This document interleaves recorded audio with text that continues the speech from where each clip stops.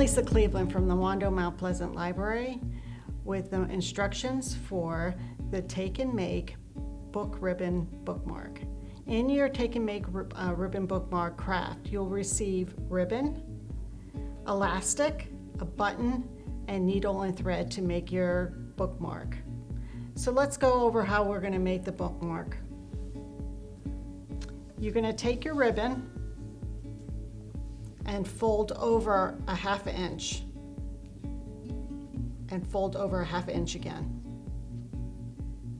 You will then slide your elastic underneath the fold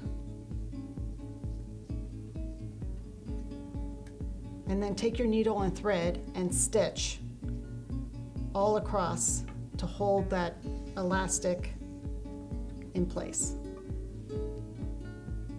You might have to double stitch it just because you're going to put some pressure on that elastic and you don't want it to break.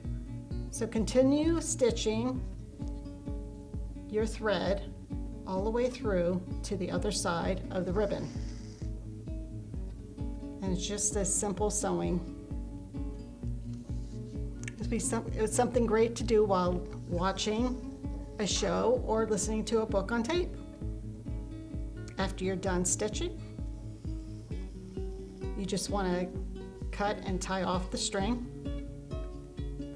So after you're done with the elastic, you're going to go to the other side of the ribbon and fold the ribbon again a 1/2 inch and attach the button to the end of the ribbon and start sewing the button into the ribbon again.